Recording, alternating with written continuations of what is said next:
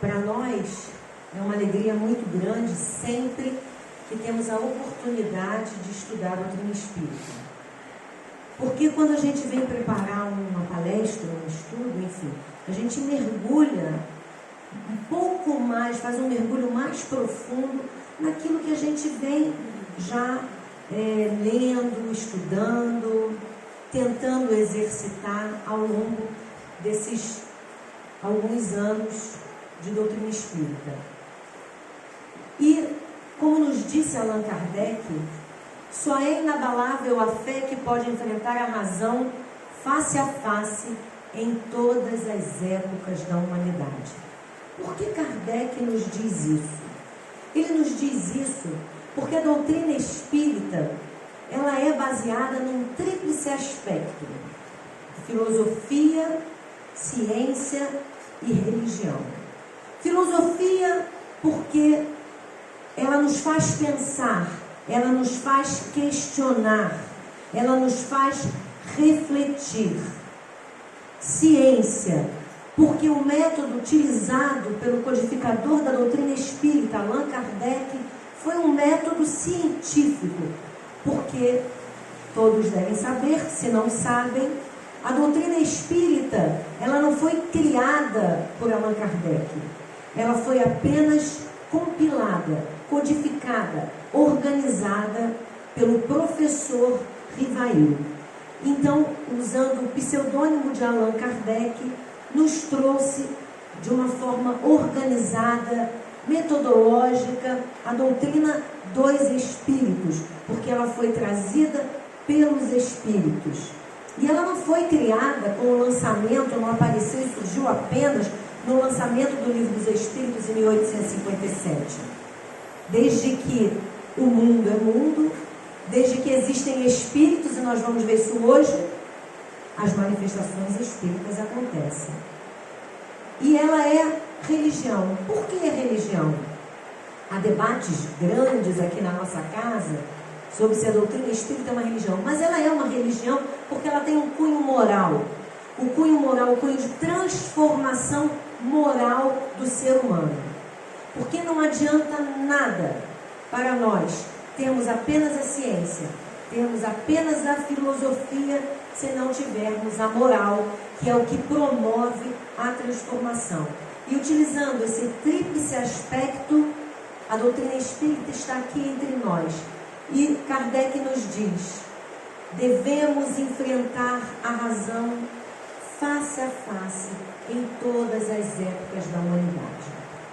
O nosso grupo de estudos do Livro dos Espíritos, tanto a turma, a gente fala assim, a turma do PhD e a turma do Jardim de Infância, a turma do Jardim de Infância é minha, a turma do PhD é dessa turma aí. Eu sou muito nova na doutrina espírita, estou no Jardim de Infância ainda. Mas nós estamos estudando há alguns anos, de forma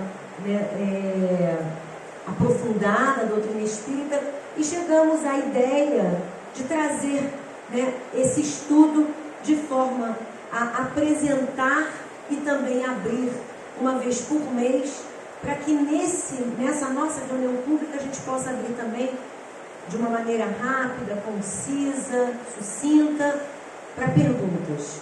Porque as dúvidas mesmo devem ser tiradas na quinta-feira, que é o dia do estudo da doutrina espírita.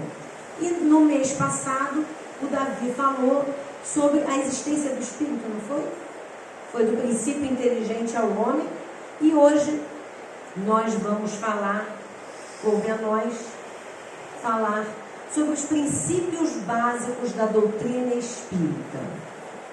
Gente, o desafio de estudar a doutrina espírita é diário, mas vocês não têm ideia do que é o desafio para esta pessoa fazer isso. Usar isso. Eu estou falando isso. Fazer o PowerPoint. Eu acho que eu demorei mais tempo fazendo PowerPoint do que estudando mesmo para a palestra. E acabei aqui com a ajuda da Marina, porque não consigo fazer muita coisa. Eu não tenho muita habilidade para isso. Para falar eu tenho bastante. Não quero mais falar. Mas a gente precisava do recurso para a gente poder fixar bem os conceitos e as ideias do que são os princípios básicos da doutrina espírita. Mas para começarmos a falar sobre isso, é preciso que a gente saiba o que é princípio. O que é princípio? É o começo, é o início, como nos sugere a palavra. O que serve de base a alguma coisa, a causa primeira, a raiz, a razão. O primeiro momento da existência de algo, ou de uma ação ou processo. Tem os princípios do direito, tem os princípios da medicina, os princípios da física, os princípios da química. E tem os princípios da doutrina espírita. O que são, então, esses princípios? Toda filosofia, toda matéria, ela tem que ter uma base, onde ela comece, da onde ela vai se ramificar. A doutrina espírita, como ciência, como filosofia, não poderia ser diferente.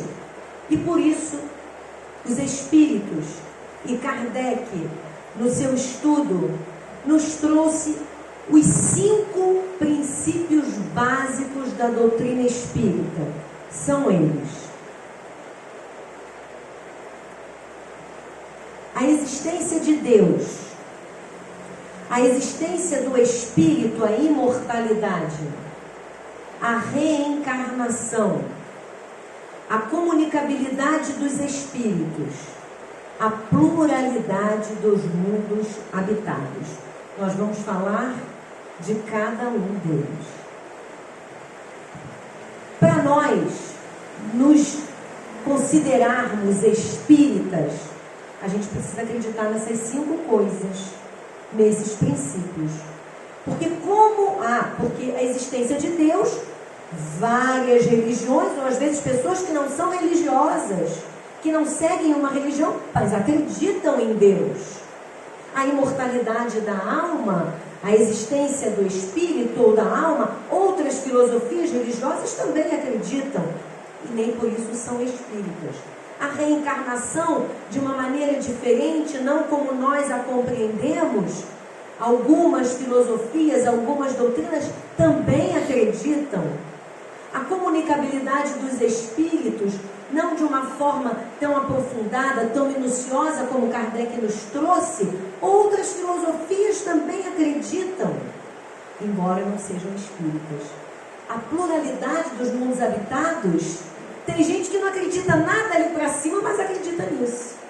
Na pluralidade dos mundos habitados, na existência de vida em outros mundos.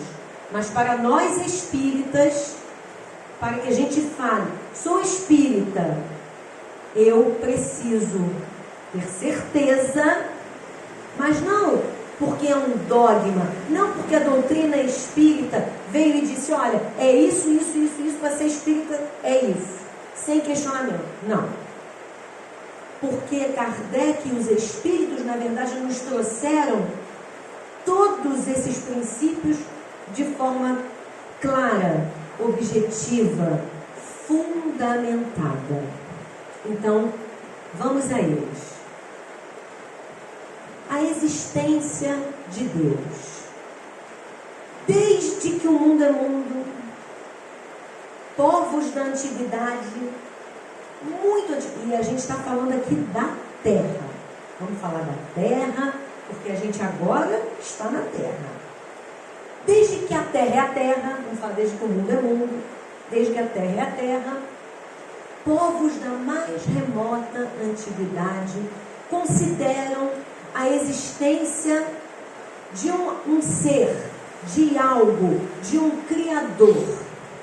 Povos antigos, nós sabemos disso, por mais que não soubessem explicar o que é Deus, a existência de Deus, mas eles sabiam que além da pessoa, além deles, havia algo que nos criou, que criou o universo, que criou as plantas, que criou os animais. Muitas vezes esses povos atribuíam aos fenômenos da natureza que eles não compreendiam como sendo deuses. O sol, o trovão, o raio, as chuvas, as noites. Tinham os deuses da mitologia grega, os deuses da mitologia romana. São deuses. Os egípcios acreditavam em vários deuses porque era a maneira que eles encontravam para explicar o que era inexplicável.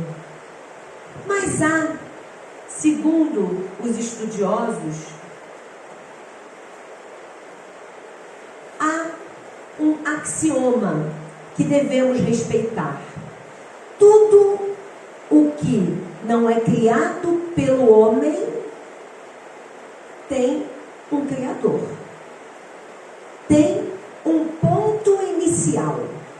A esse ponto inicial, a esse criador, nós atribuímos o nome Deus. Nós sabemos que se nós não criamos, nós criamos uma mesa, nós criamos um objeto de vestuário, uma arma, transformamos um vegetal em uma comida, mas nós não criamos o vegetal. Nós podemos plantar as sementes, mas nós não criamos. Nós não criamos os animais, eles se reproduzem, mas não o criamos. Nós não criamos os planetas.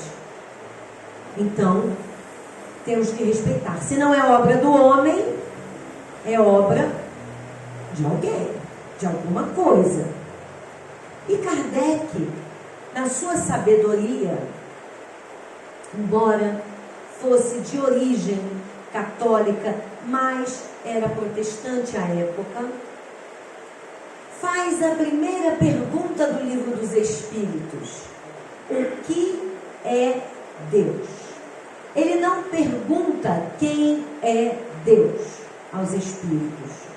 Ele pergunta que é Deus. Por quê? Nós estamos aprendendo, eu falo nós, porque todos nós que estamos aqui na Casa Espírita hoje, estamos nas rodas das reencarnações, estamos aprendendo pelas vidas sucessivas que tínhamos um Deus que era alguém que punia, que ditava leis, mas que nos punia. Era um Deus antropomórfico, era um Deus que tinha a figura de um homem. E quando a gente pensa em Deus, ainda hoje, pela nossa vida, a gente pensa como existe, né, nas pinturas, nos clássicos das pinturas, aquele senhor, né, senhor de barba branca, com um semblante fechado, apontando o dedo para a gente, nos julgando. E era o Deus que nós tínhamos que temer, temos que ter temor a Deus. E aí vem Jesus e nos diz que a gente tem que ter amor.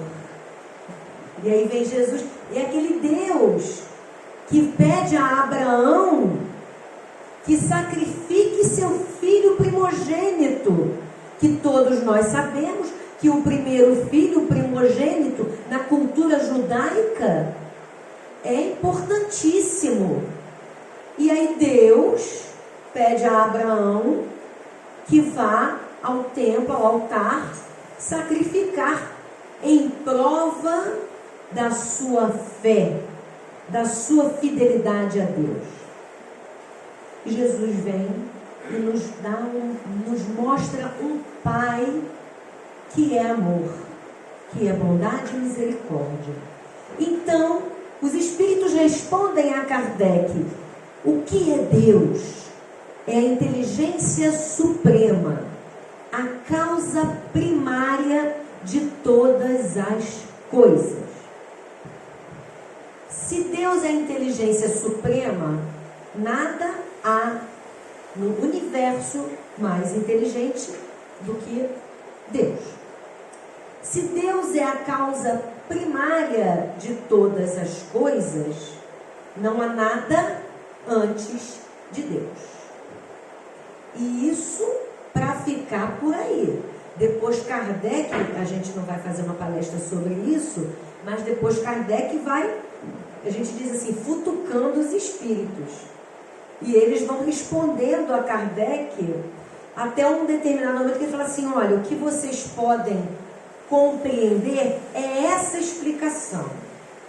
Emmanuel disse para Chico Xavier que nas esferas aonde ele, Emmanuel, habita, ele está estudando ainda sem compreender Deus. Quando Jesus nos diz que ele e o Pai são um, quando Jesus, nas suas passagens, nos mostra que ele tem a total compreensão de Deus, e porque Jesus já é Espírito puro, então ele tem essa capacidade de compreender a essência de Deus. Nós ainda não temos. Então, nós podemos questionar? Devemos. Devemos estudar? Sim. Mas devemos refletir. E adiante. Deus é a fonte de todas as virtudes. Eu costumo ficar muito incomodada quando eu vejo, gente, se alguém aqui tiver um adesivo desse no carro, por favor, me perdoe. Mas quando eu vejo um carro assim, Deus é fiel, eu penso na mesma hora assim, ele pode ser infiel? Porque quem é pode deixar de ser, né? É uma hora. Deus é bom. Deus é bom. Então ele pode não ser bom, ele pode ficar nervoso e não ser bom. Quando Deus é a fonte de todas as virtudes, a fonte, todas as virtudes estão encerradas em Deus. Então Deus não é bom, ele é a bondade. Deus não é justo, é a justiça. Deus não é fiel, é a fidelidade. E como nos disse João, Deus é amor. Foi a melhor definição de Deus. Não vou falar disso não, pode ficar tranquila, Gilmar. Semana que vem ela vai falar sobre João. Senão ela vai brigar comigo lá de dentro da cantina. Então, para nós espíritas, nós sabemos que um dos princípios básicos da doutrina espírita é a existência de Deus. O Deus, que é a inteligência suprema, a causa primária de todas as coisas, a fonte de todas as virtudes. E Einstein nos diz, quanto mais me aprofundo na ciência, mais me aproximo de Deus. Por quê? Não é para apartar. Notem uma observação. Quando a doutrina espírita foi estudada e codificada por Allan Kardec, era um momento em que a ciência tinha se apartado completamente da religião, entre aspas. Parecia naquele momento que as duas coisas não podiam coexistir. E veio Allan Kardec com o estudo, ele já estudava o magnetismo, com as perguntas que fez aos espíritos, as respostas dadas através de vários médiuns em localidades diferentes, e o estudo elaborado por Kardec para poder compilar as respostas e fazer algumas notas, algumas observações baseada nos estudos do que ele fazia, baseada nas respostas dos espíritos. Ele não inventava nada, ele apenas às vezes fazia observações ou notas de acordo com aquilo que ele estava estudando. Então, nesse momento, ele aproxima a religião, entre aspas, da ciência. E nos diz Kardec, se em algum momento a ciência modificar ou trouxer alguma coisa diferente, alguma novidade daquilo que está na doutrina, a doutrina precisa ser revista. Aquilo que os Espíritos falaram precisa ser revisto, precisa ser analisado.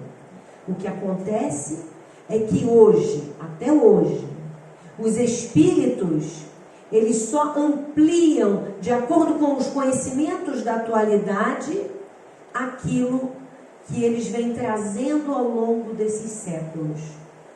E ao contrário, eles corroboram tudo aquilo que Kardec falou, ou melhor, os Espíritos falaram naquele momento. E ainda mais, a ciência vem comprovando, como nos exemplos da terapia pelo passe, da força do pensamento, que o pensamento adoece e o pensamento também cura, isso que os Espíritos sempre nos falaram e Jesus também nos falava há 2000 anos. Vem correndo. O segundo princípio, a existência do Espírito e a imortalidade da alma. Todos nós fomos criados, nós como princípios inteligentes. Passamos por todos os reinos da natureza. Leon Denis, de uma forma poética, nos diz que o homem, o princípio inteligente, ele dorme no mineral, sonha no vegetal. Não, peraí. Esqueci. Estagia. Não é estagia, não. Ele dorme no mineral, sonha no vegetal, estagia no animal e desperta no hominal.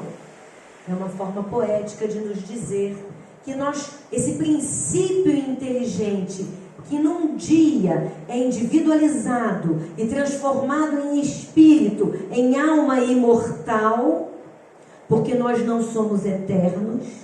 Eterno é o que não tem começo e não tem fim. Deus é eterno, não tem começo e não tem fim. Nós somos imortais, não teremos fim. Somos eternos no sentido de não termos fim, mas nós temos início. Nós temos um ponto de partida, um momento da nossa criação. Criado o Espírito, a questão que sempre intriga todas as pessoas. Nós morremos, existe a morte, nós temos uma finitude. E o que dizem os Espíritos para nós? A morte do corpo físico não significa o fim da existência. Prossegue a vida em outra dimensão. A morte não existe. Existe a morte do corpo físico, mas o espírito, a alma, continua numa outra dimensão. Nós continuamos vivos, nós não terminamos e precisamos continuar. Povos da antiguidade, de diversas crenças, acreditavam na continuidade da vida. A exemplo dos egípcios, que mumificavam, mas eles acreditavam, inclusive na reencarnação, que deveriam retornar.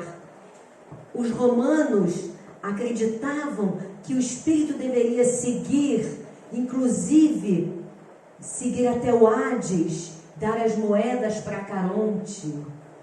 Os judeus acreditavam na continuidade da vida, e tantos outros povos, porque a vida sempre se manifestava eles sempre percebiam que não poderia ser possível, não poderia ser, e nós também pensamos assim, aonde está a justiça de Deus? Aonde está a lógica da existência, se nós passamos por uma vida e ela um dia acaba? Porque a morte do corpo físico é um fato. Todos nós sabemos disso. E o que nos leva hoje, talvez a maioria de nós, a doutrina espírita, a procurar essa explicação, é justamente perquirir, procurar saber, procurar entender, compreender a justiça da vida. A justiça da morte de uma criança em eternidade. Umas pessoas desencarnam, morrem com 20 anos, 30 anos, 40, e outros ficam até 90, 100. E a gente brinca, né? Quando vai o parente lá com 98 anos, assim, mas foi tão novo. Nem fala que é tão novo assim, mas já. Gente, 98, né? 98 daqui a algum tempo vai ser mais já mesmo. Porque cada vez mais nós estamos mais longevos, vivendo na materialidade mais tempo. Então, povos acreditavam.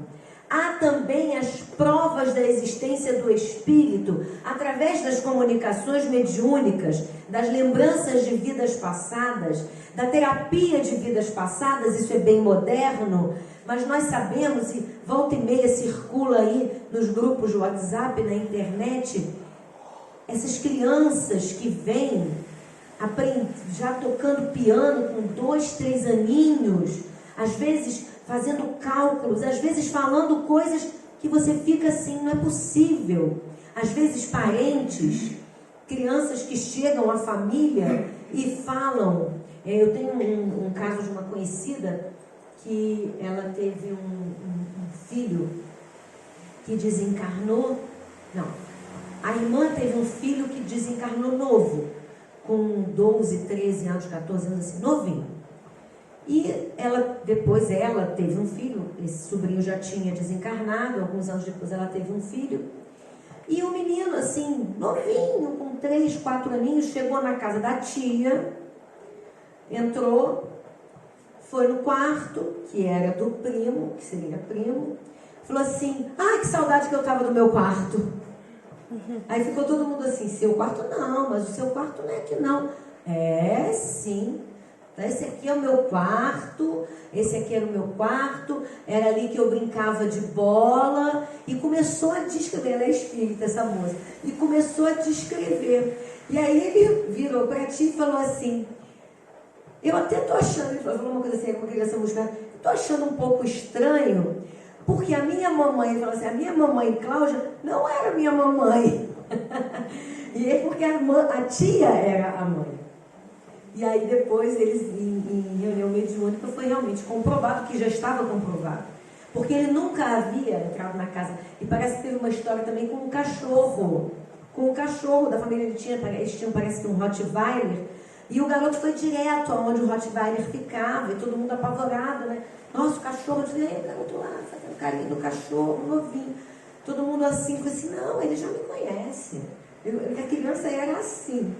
Depois, passado alguns anos, ele era muito novinho, essa lembrança foi se apagando, né? Então, são as provas da existência do Espírito.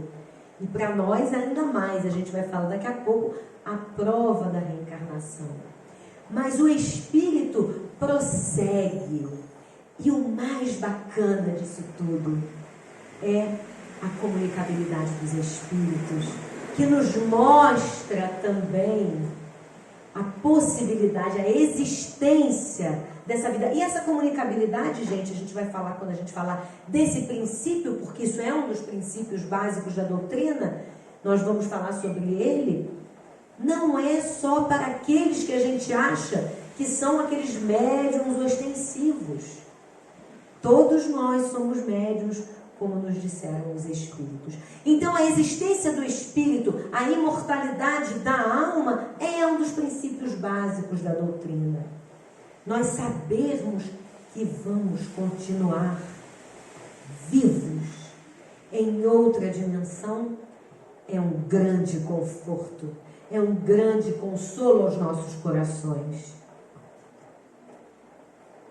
E Sócrates e outros filósofos como Platão e tantos outros já falavam antes de Cristo. A alma é insuscetível de destruição. É ela que vivifica o corpo, traz consigo a vida onde aparece. Não recebe a morte, é imortal. Inclusive, é uma passagem muito interessante de Sócrates, quando ele estava preso e havia sido condenado à morte, teria que beber uma taça de cicuta, e um dos seus discípulos, Críton, vai até ele e diz: mestre, nós conseguimos subornar os guardas. O senhor vai fugir esta noite? Ele: não, Críton, eu não vou fugir, não. Ah, mestre, mas você foi condenado à morte. Ele falou: condenado à morte? Não, Críton. Todos nós estamos condenados à morte no momento que nascemos. Mas eu não estou condenado à morte. Quem está condenado à morte é meu corpo. Eu estarei vivo aonde a minha mente estiver. Então, assim como Sócrates, Platão, Pitágoras e tantos outros filósofos traziam já a ideia da existência do espírito e da imortalidade da alma. A reencarnação é um outro princípio básico da doutrina espírita. É a maior prova da justiça de Deus. Todos os espíritos estão destinados à perfeição e Deus lhes fornece as maneiras de alcançá-la por meio da reencarnação. Isso nos disse Emmanuel. Outro dia eu ouvi um palestrante falando uma coisa que achei muito interessante. Eu vou aqui imitá-lo, trazer para nós e dividir com vocês. Todos nós já fomos criados perfeitos, mas nós ainda não sabemos utilizar a nossa perfeição. Então nós vamos aprendendo, nos aperfeiçoando, porque o nosso destino é a perfeição. O nosso destino não é sermos como Deus, que é único, mas sermos espíritos puros, perfeitos na acepção, tendo todas as virtudes já desenvolvidas, mas não sendo a fonte das virtudes, que somente quem é Deus, ou o que é Deus. Então, todos nós vamos chegar num estágio de espíritos puros. E aí é que a gente vai trabalhar mesmo. Se a gente acha que a gente tem trabalho agora, a gente não se engane. Porque espírito puro não precisa descansar. Ele só trabalha. Os princípios da reencarnação, as comprovações da reencarnação.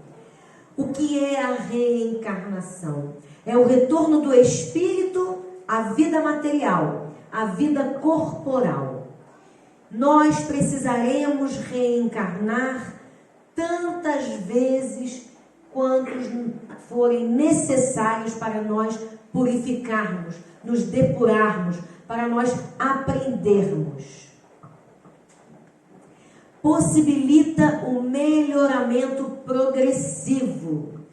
Como dizem os espíritos, a natureza não dá saltos. A gente não planta uma semente de manga, de mangueira hoje, e daqui a uma semana, estou falando uma semana, a gente vai colher mangas, aquelas mangas deliciosas, espada, rosa, palma e tal, ou carlotinha, qualquer manga. A gente não vai colher, vai demorar.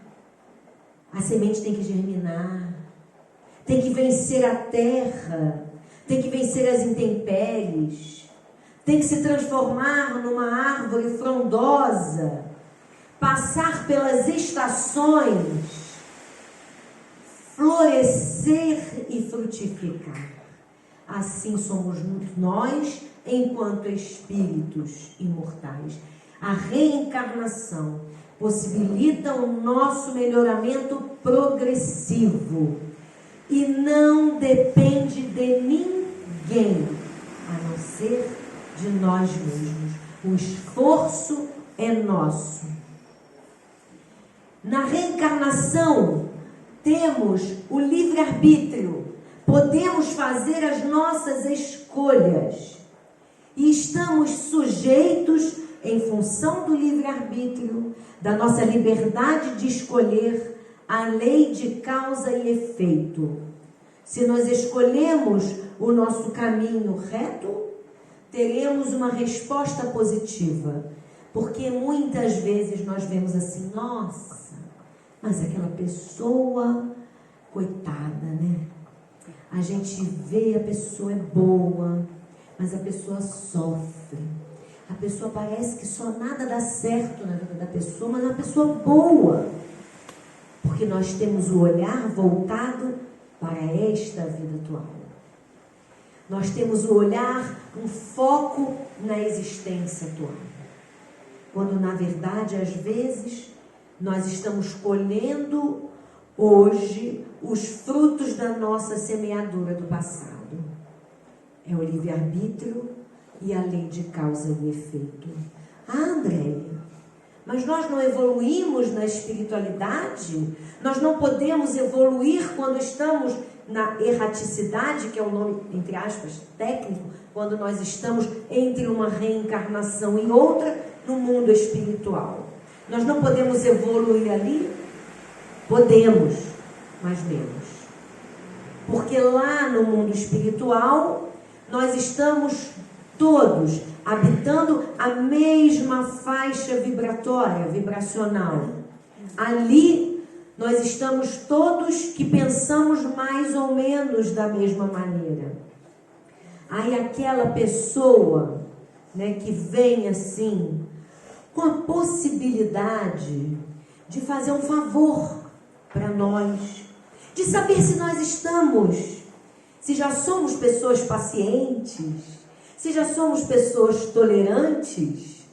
Essas pessoas não estão lá conosco muitas vezes, mas quando a gente reencarna, elas estão na nossa casa, no nosso trabalho, na nossa casa espírita, e nós precisamos conviver com essas diferenças e precisamos escolher perdoar, tolerar, compreender, reparar, porque a gente fala sempre que o outro é que testa a nossa paciência. E quanto nós temos que colocar a paciência dos nossos companheiros de vida, de jornada à prova? Quanto nós precisamos do perdão alheio daqueles que nós ferimos? Livre-arbítrio, lei de causa e efeito. A reencarnação é a maior prova da justiça de Deus. Eu acho que a reencarnação, eu acho que é isso, assim, se eu pudesse explicar a doutrina espírita, eu falava assim, olha só pensa numa coisa, justiça divina e reencarnação. Porque se não houvesse a reencarnação, não haveria justiça em Deus. Por quê? Uns sofrem tanto, porque uns têm uma vida miserável de dor e sofrimento, e uns às vezes parece que não fazem nada, e aonde toca vira ouro, aonde toca vira felicidade.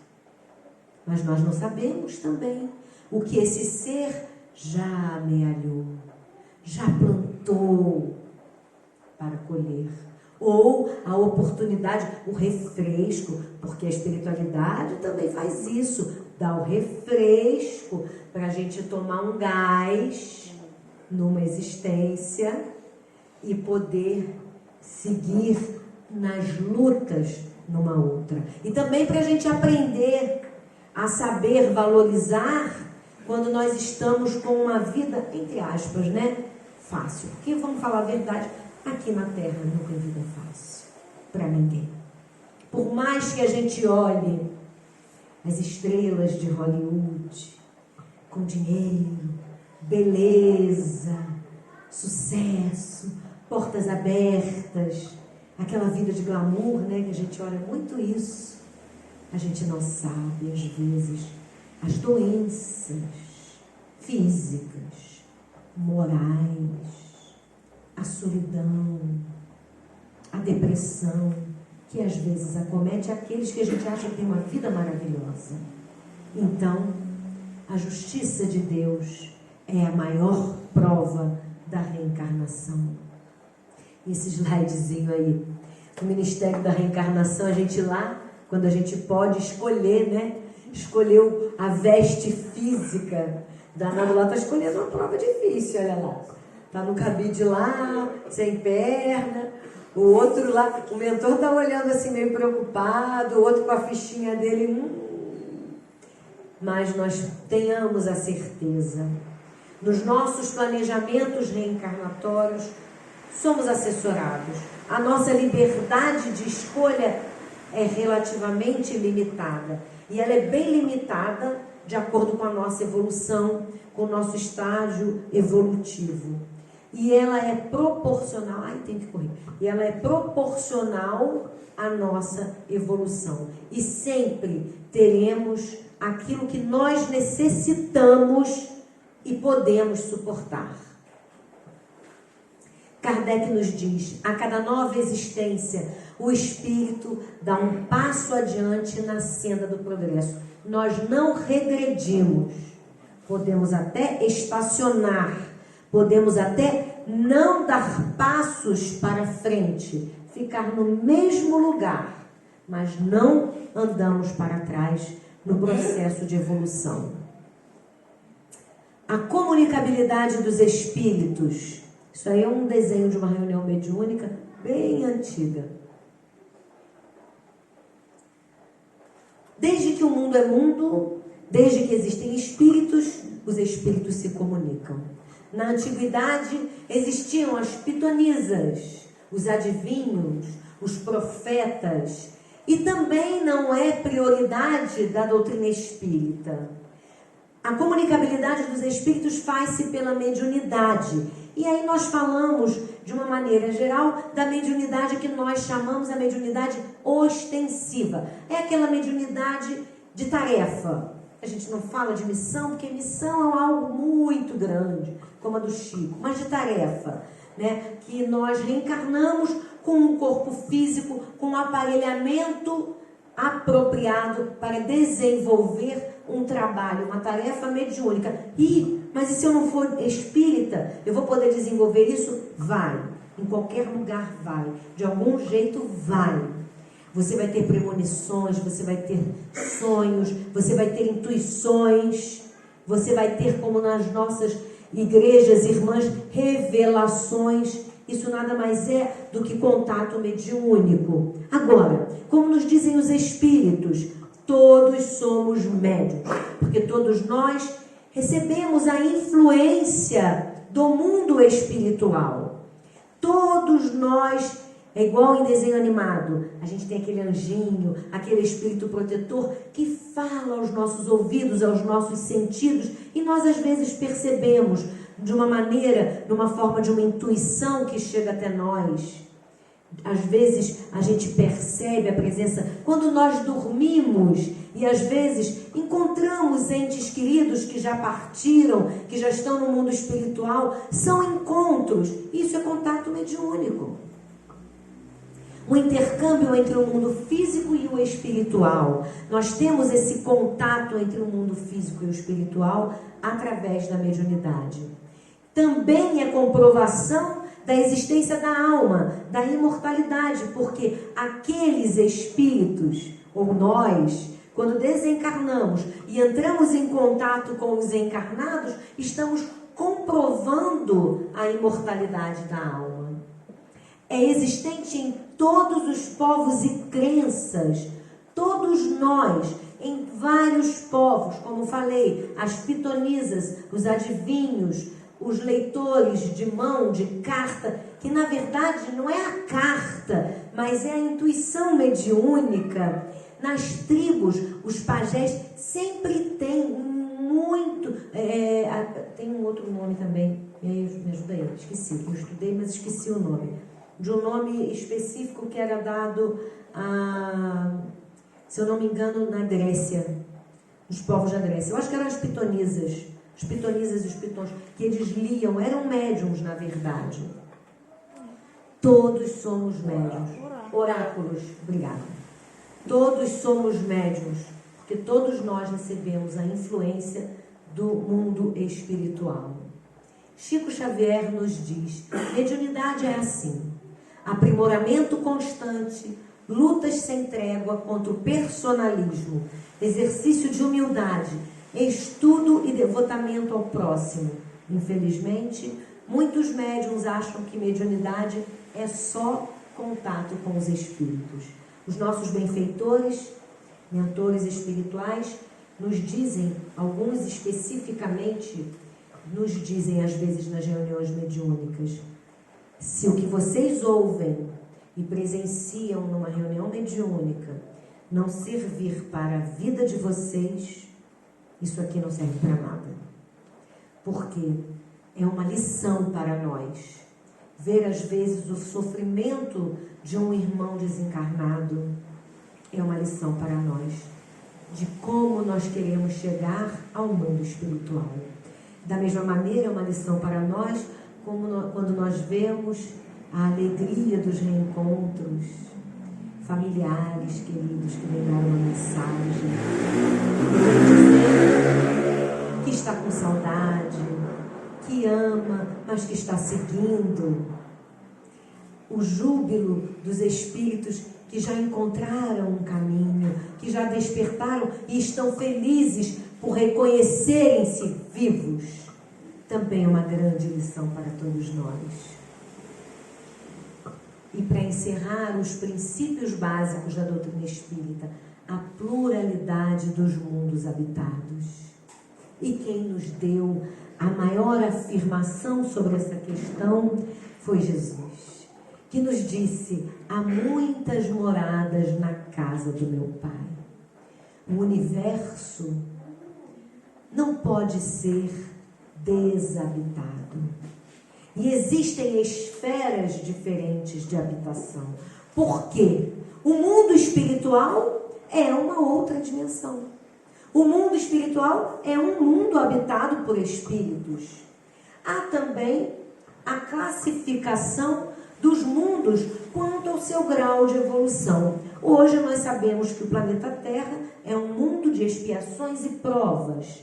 Nós sabemos que a classificação segundo a evolução dos espíritos que habitam esse mundo é mundos primitivos, expiações e provas, mundos de regeneração, mundos felizes e mundos celestes. Ora, se os espíritos nos disseram que existe esta classificação segundo o grau de evolução dos espíritos que ali habitam, estão afirmando para nós que existem outros mundos habitados por inteligências, por espíritos como nós. Jesus, que é um espírito puro, é habitante dos mundos celestes. Emmanuel, no livro A Caminho da Luz, nos revela que o mundo em que Jesus passou o início da sua existência, da sua trajetória como espírito, já não existe mais. Já acabou esse mundo, porque existe um tempo, né, dentro do universo de duração de um mundo. Então, esse mundo que Jesus passou já não mais existe. Então, existem também os mundos espirituais, que são fisicamente menos densos, mas são físicos. A matéria menos densa do que a nossa. Então não poderíamos nós, habitantes do planeta Terra, seja da esfera material ou da esfera espiritual em torno da Terra, sermos os únicos habitantes do universo. Existência de mundos físicos e extrafísicos. Estou falando que eu não sirvo para usar isso, já falei. De mundos físicos e extrafísicos. Nos dá sentido para compreender o universo. Para onde vai esse mundão de espíritos, gente? Porque não é só a Terra, é Jesus. E todos os outros, porque não é só Jesus.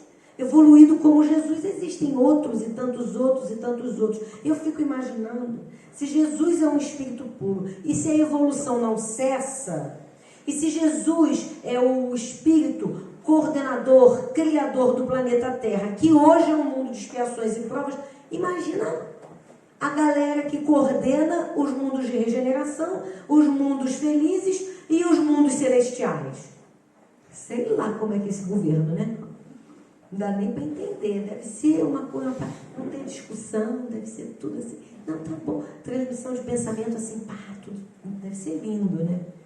A gente ainda está longe disso, mas a gente vai chegar lá. Porque somos espíritos que temos a perfeição em nós. Somos filhos de Deus. E Jesus nos disse: não se turbe o vosso coração. Crede em Deus, crede também em mim. Na casa de meu Pai há muitas moradas. Se não fosse assim, eu vos teria dito, pois vou preparar-vos o lugar.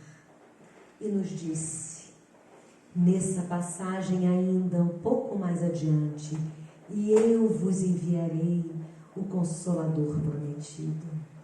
O Consolador prometido por Jesus. A doutrina espírita, a terceira revelação, que é para nós, com esses princípios, o que nos norteia, o que nos dá força, o que nos dá a estrutura para enfrentarmos os desafios de nossa atual existência e certamente das que virão.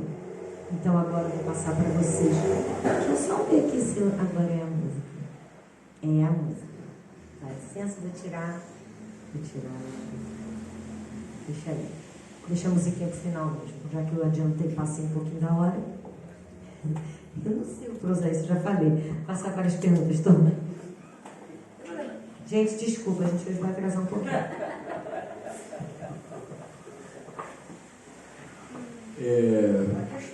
Pessoal, como o André disse no princípio,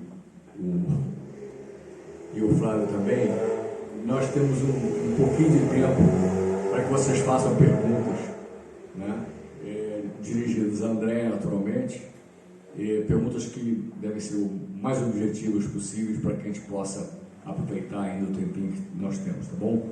Então, só levantar a mão e colocar a pergunta.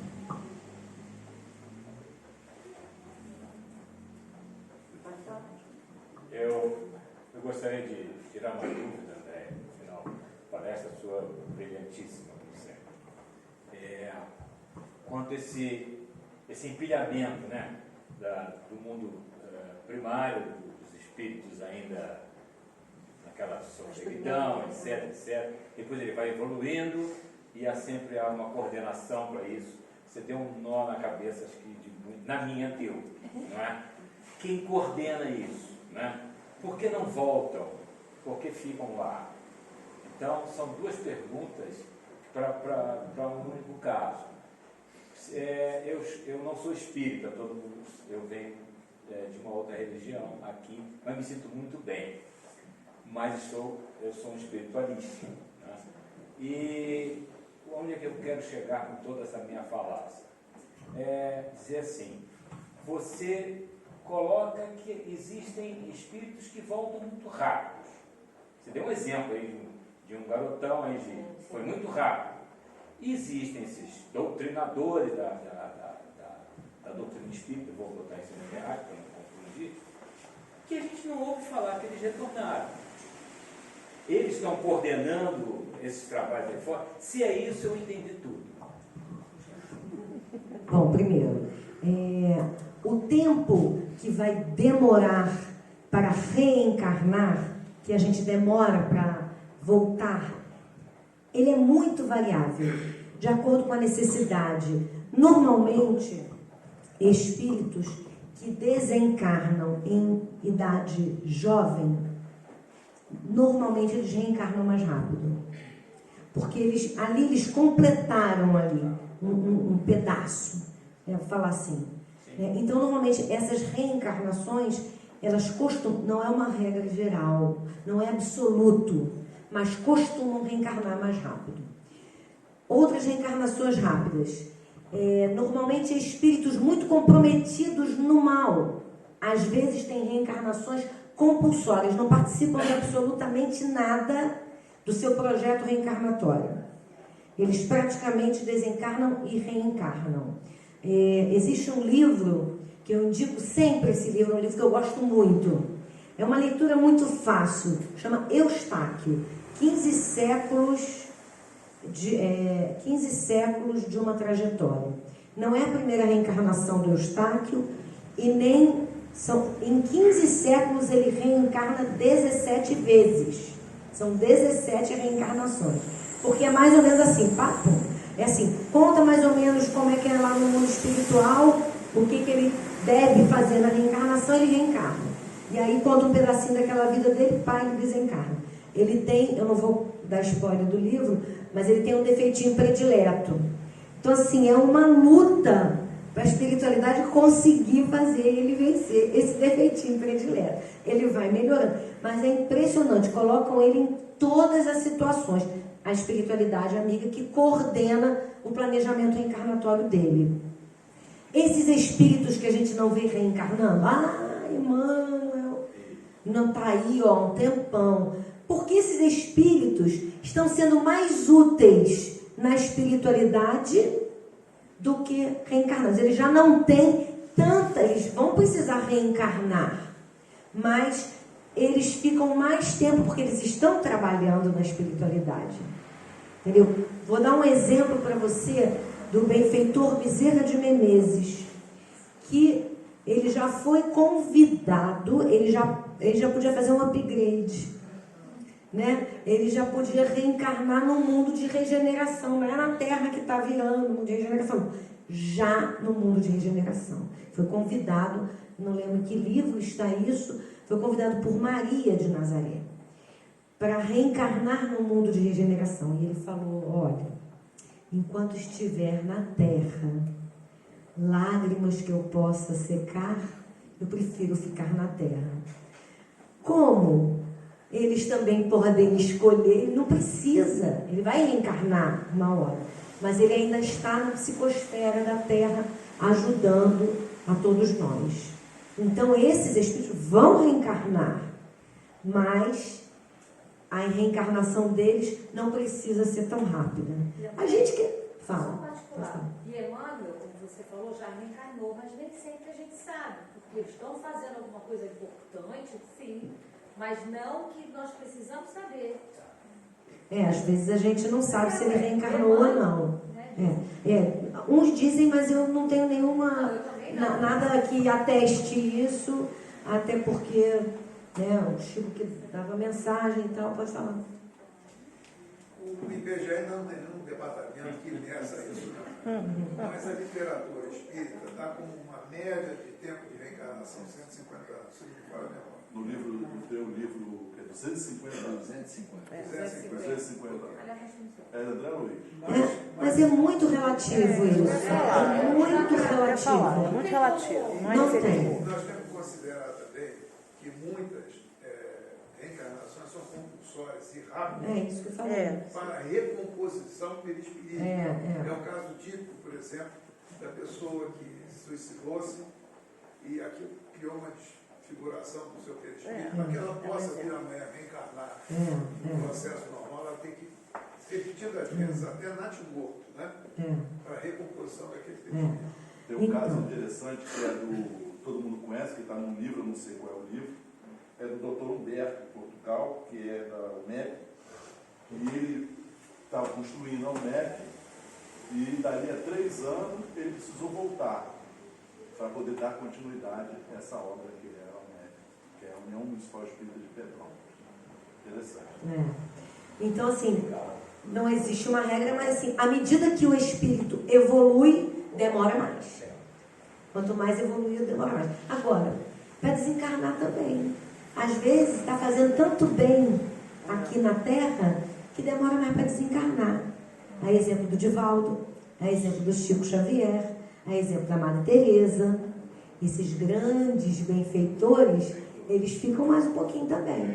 Eles ganham uma injeção de fluido vital e ficam um pouquinho mais tempo, porque às vezes na programação era para ir lá, sei lá, com 60, 70 e tal, mas não, estão fazendo muito bem aqui na Terra. Estão sendo muito úteis. E a espiritualidade decide mantê-los ainda na encarnação. O que a gente faz normalmente é o contrário. Né? A gente bota o pé no acelerador e acaba desencarnando mais rápido do que devia, né? Gastando o fluido. Mas a gente não vai mais fazer isso, porque agora nós estamos aprendendo que nós precisamos, principalmente com o apoio da doutrina espírita, cuidar não só do corpo, mas principalmente da alma. Então, mais alguma pergunta ou a gente pode encerrar? E qualquer dúvida também, a gente depois pode tentar esclarecer. Eu vou pedir a licença de vocês porque eu trouxe uma música. E eu queria colocar essa música porque eu acho que ela tem muito a ver com a nossa palestra de hoje. Ela não tem a letra nos slides, mas ela tem, dá para entender bem a letra.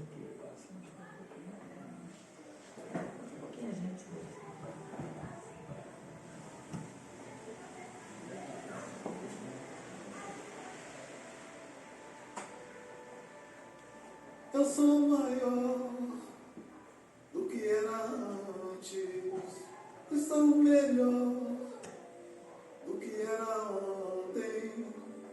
Eu sou filho do mistério e do silêncio. Somente o tempo vai me revelar quem sou.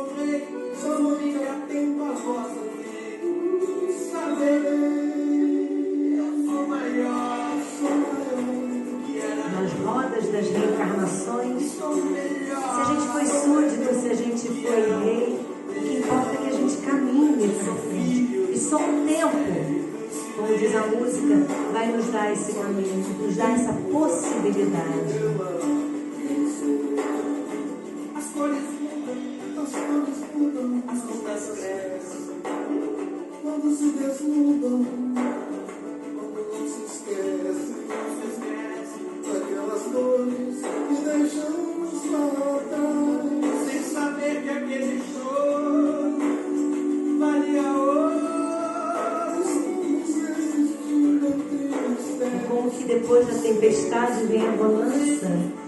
Então, depois que nós passamos pelas nossas dificuldades, a gente fica renovado. A gente olha para cá e diz assim: venci, estou mais forte, eu posso.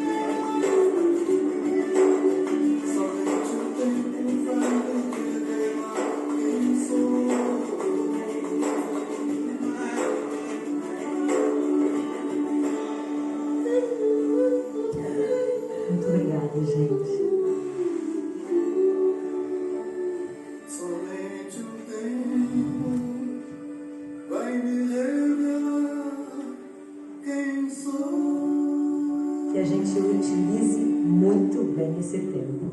Que Jesus nos abençoe.